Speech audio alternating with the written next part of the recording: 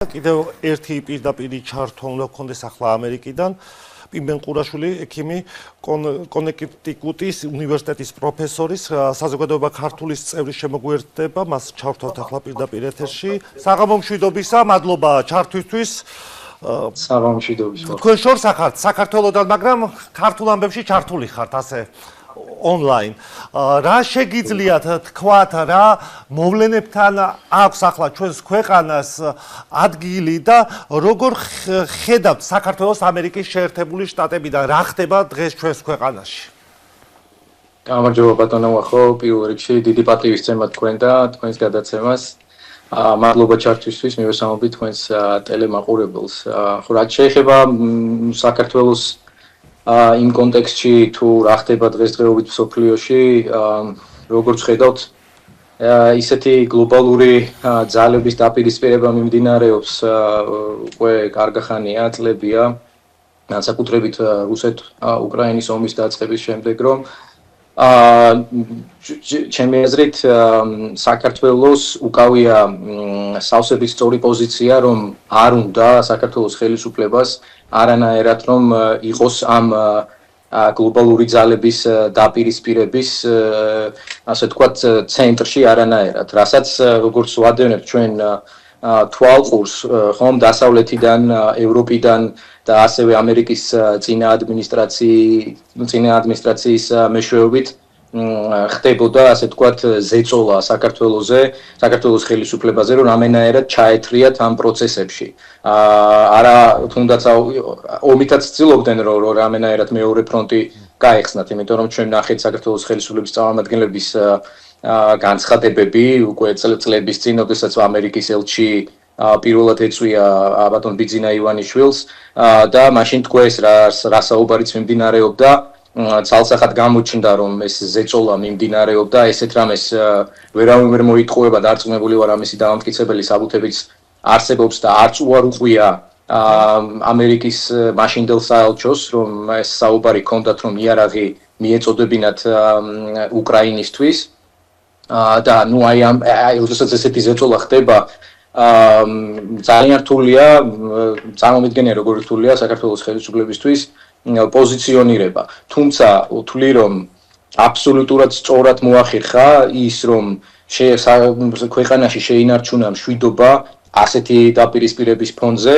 და არ გახდა ერთ-ერთი ასე ვთქვათ სუბიექტი ამ ომისა და დაპირისპირების დროს. დღესდღეობით უკვე ახალი შეცვლილი ასე ვთქვათ ადმინისტრაციის პირობებში ჩვენ ვადევნებთ თვალყურს, რომ მე ასე ვთქვათ, როგორც ამერიკაში მცხოვრები წლებია ქართველი, ასე ვთქვათ, გეტყვით როგორი დამოკიდებულება მაქვს ახალი ადმინისტრაციის მიმართ. მე თვითონ ამერიკის თვალსაზრისით, იქიდან გამომდინარე, რომ ამერიკაში ვცხოვრობ, კიდევ ამბობ და შიდა პოლიტიკის თვალსაზრისით მე ძალიან არ მომწონდა დემოკრატების პოლიტიკა, თვითონ შიდა ამერიკის თვალსაზრისით, არც საგარეო პოლიტიკა, რა თქმა უნდა, რასაც ისინი აწარმოებდნენ ამ ომების გაჩაღების თვალსაზრისით.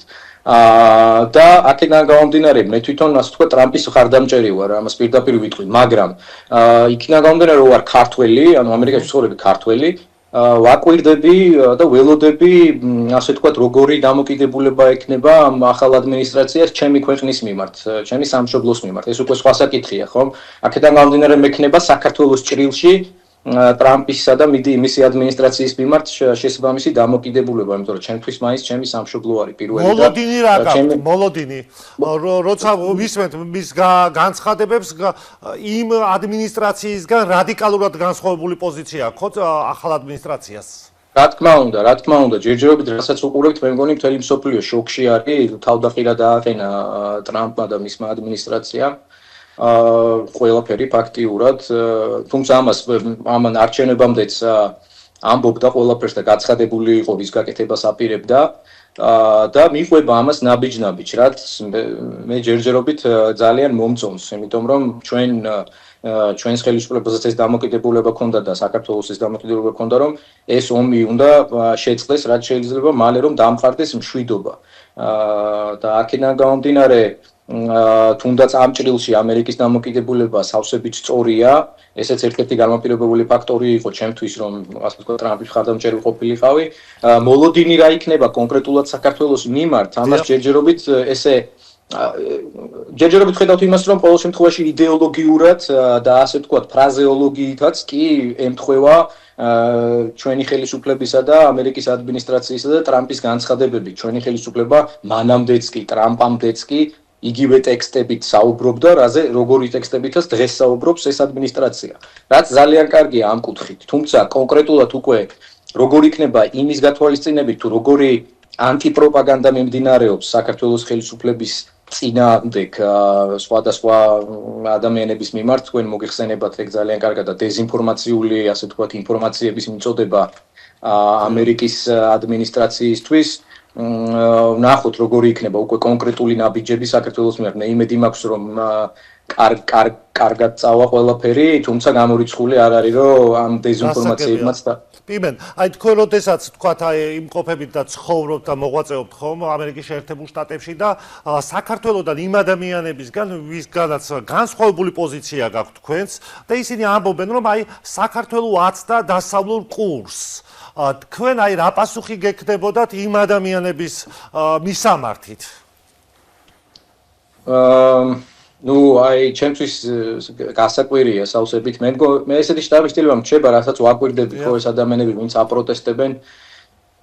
არ არიან ისე ჩახედული თვითონ ამ სოფლიო პოლიტიკაში. მე თვითონ არც პოლიტიკოსი ვარ და პოლიტექსპერტი, ექიმი ვარ ხო, მაგრამ ნუ პოლიტიკა ისეთი რაღაცა არის, რომ ყველაფერს თითოეულ განცხადებას უნდა ძალიან ყურადღებით მოეპყრო. მაგალითად 28 ნოემბრის ჩვენი პრემიერ-მინისტრის ირაკლი კოპახიძის განცხადებას აი ყოლიეს ეს განცხადება, რომელიც ასევე არასწორ ჭრილში განიხილეს სავსებით, ამოჭრეს კონტექსტუალურად, რაც პრემიერმა თქვა და მხოლოდ ის წინადადება დატოვეს, რომ ჩვენ, ასე ვთქვათ, არ ვაპირებთ რომ მოლაპარაკებების ასე ვთქვათ ფაზის გახსნაზე დავაყენოთ ჩვენგან ინიციატივა. ეს ითქვა, თუმცა მთლიანი განცხადება ხომ ეს არ შეიძლება რომ ამოჭრა და ისე განიხილო პატარა ბავშვით ხო, როდესაც პრემიერ-მინისტრი აკეთებს ესეთ განცხადებას, თითოეულ სიტყვას მნიშვნელობა აქვს. იქ ითქვა რომ თუ იქნება ინიციატივა ევროკავშირიდან ჩვენ ამაზე თანახმავართ,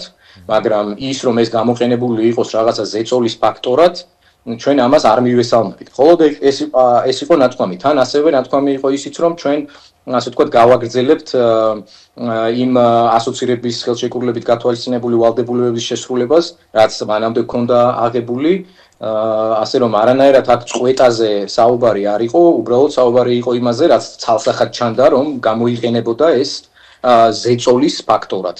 აი ევროკავშირიდან ჩვენ გვახსოვს ევროპარლამენტში როგორ რეზოლუციებს იღებდნენ, რომ ასე ვთქვათ გაანთავისუფლეთ მიშა, მიუხედავად იმისა, რომ ევროპის ადამიანის უფლებათა სასამართლომ არ დააკმაყოფილა ეს მოთხოვნაც, მაინც აგრძელებენ დღემდე მიშა სააკაშვილის ხსენებას.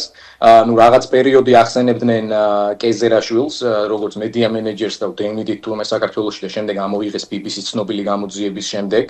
უკვე შერწყვათ ალბათ ამის ხსენება ისევ რეზოლუციებში და მესამე ძალიან მძიმე რაც იყო, როდესაც 500 პარლამენტარმა თუ მეტმა ხელი მოაწერა რეზოლუციას, სადაც გთხოვდნენ ოფიციალურად, რომ სანქციები რუსების წინააღმდეგ სანქციები დაგვეწესებინათ ჩვენ, რაც აი სავსებით ყველაზე ისეთი მოთხოვნა იყო რეზოლუციების თვალსაზრისით, რაც ჩემი აზრით საკმაოდ დიდ საფრთხეს შეუქმნიდა საქართველოს და ამ ყველაფერში არ მიიღო მონაწილეობა საქართველოს ხელისუფლებამ და ეს რატო ახსენე ეს ყველაფერი, რომ ამ ყველაფრის გათვალისწინებით, როდესაც შენ იძახი, რომ ისა დასავლურ კურსს გადაუხვია, რას ნიშნავს დასავლურ კურსს გადაუხვია? გეუბნებით, რომ ჩვენ არ გეთანხმებით არც ამ რეზოლუციაში, არც ამ რეზოლუციაში. 500-მა პარლამენტარმა კი არა, სულ ყველა 800-ემ რო ხელი მოაწეროს, ამას არ უნდა დაეთანხმოს საქართველოს. რატო? იმიტომ რომ საქართველოს ეროვნული ინტერესებია ყველაზე მთავარი და პირველი, გადარჩენა, უსაფრთხოება, იმას რუსეთის არსებობის გათვალისწინებით, რომ ის ჩვენი ჩრდილოეთ მეზობელია და მას ვესაზღვრებით, პირველი არის ჩვენი გადარჩენა და შემდეგ არის ყველანაირი მიმართულებები, ხო? აი დასავლეთისკენ მივდივართ თუ საით მივდივართ, მაგ ყველაფერს საერთოდ მნიშვნელობა არ ექნება ჩვენ თუ რუსეთთან ისე დაგვეძაბა სიტუაცია, როგორც მაგალითად უკრაინას დღეს უყურებთ ჩვენ აქვს სიტუაცია. სამწუხაროდ ვეღარ ვახერხებ მეტი შეკითხვის დასმას ჩვენი საეთერო დრო მოიწურა. მადლობა მინდა გადაგიხადოთ პიმენ რომ მიიღეთ გადაცემაში მონაწილეობა თქვენ უსმენთ ამერიკაში მოღვაწე ქართველ ექიმს პროფესორს პიმენ ყურაშვილს